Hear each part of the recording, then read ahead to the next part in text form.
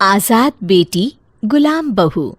निर्मला अपनी बेटी मधु को बड़े ही प्यार से रखती, उसे पढ़ाती लिखाती, खेलने भेजती और उससे देश दुनिया की ढेर सारी बातें करती। मधु पढ़ लिख कर कुछ बनना चाहती थी, वो पढ़ाई में भी अच्छी थी। लेकिन एक दिन निर्मला की बुआ सास उसके घर आती है। अरे निर्मला, अरे ओ निर्मला, कहाँ है तू? अरे बुआ, आप कब आई? आइए आइए बैठिए। अरे यह ना समझना कि मैं कोई खाना खाने या फिर किसी लालच में आई हूँ। मैं तो ये बताने आई हूँ कि वो प्रिया नहीं है, राधिका की बेटी, भाग गई किसी लड़के के साथ। अरे नहीं बुआ, वो भागी नहीं, बल्कि राधिका ने उसे विदेश पढ़ने भेजा है।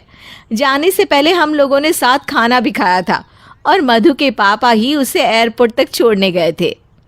हाँ, अरे पता है, मैं तो तुझे वो बता रही थी जो लोग बात कर रहे हैं।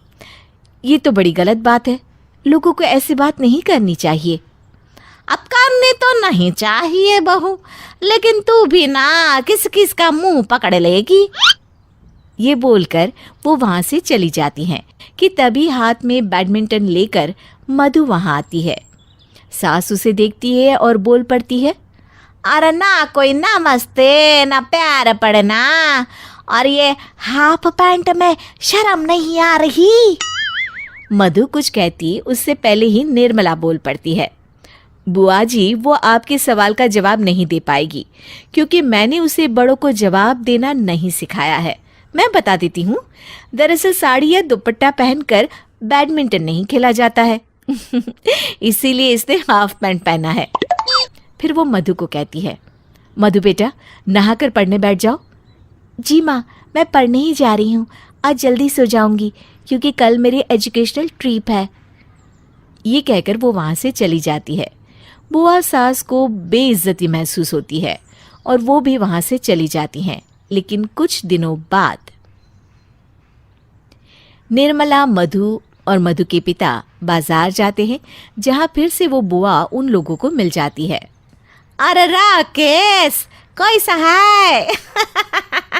आई थी मैं तेरे घर, बताया नहीं क्या निर्मला ने? अब नहीं बुआ, निर्मला ने तो कुछ नहीं बताया। क्यों, क्या हुआ कुछ खास? अरे मधु के लिए ना लड़का देखा है, वो भी कमाऊ इतना कि तेरी बेटी राज करेगी, राज। इकलौता है, बस माँ है और कोई नहीं, और वो भी ना ज्यादा दिनों के मेहमान नहीं है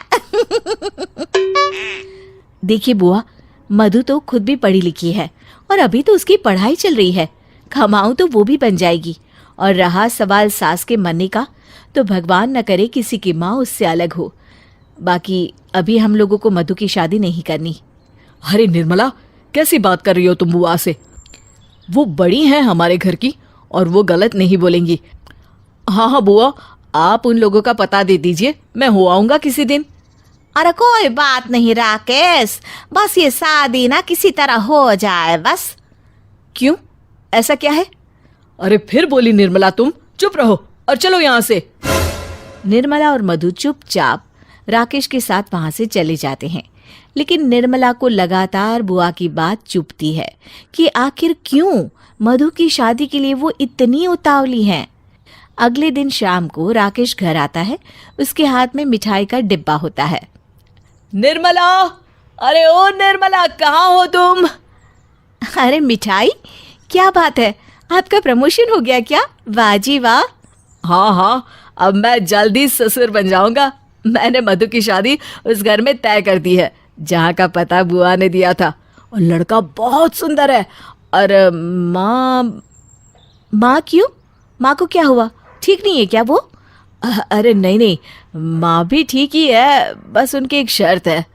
देखिए जी, मुझे ऐसी शादी नहीं करवानी जहाँ शादी से पहले ही लोग शर्त रखने लगे। शर्तों में रिश्ते नहीं होते। अरे शर्त ऐसी कोई बड़ी भी नहीं है, बस वो हमारी मधु से नौकरी नहीं करवाएंगे। देखा जाए तो ये भी अच्छा भी है ना। कैसे अच्छा है? क्या बोल रहे हैं आप? अरे मैंने अपनी बेटी को पढ़ाया लिखाया है कि वो अपने पैरों पर खड़ी हो। लेकिन राकेश फिर निर्मला पर गुस्सा हो जाता है। मैं जबान दे आया हूं और अब मैं पीछे नहीं हटूंगा, चाहे जो हो जाए। ये बोलकर राकेश वहां से चला जाता है, लेकिन निर्मला वहीं खड़ी रह जाती है, ये सोचते हुए कि दाल में जरूर कुछ काला है। वो किसी भी तरह अपनी बेटी की शादी उस घर में नहीं करवाना चाहती। लेकिन क्या ये शादी होगी? देखिए कल आजाद बेटी गुलाम बहू के अगले एपिसोड में।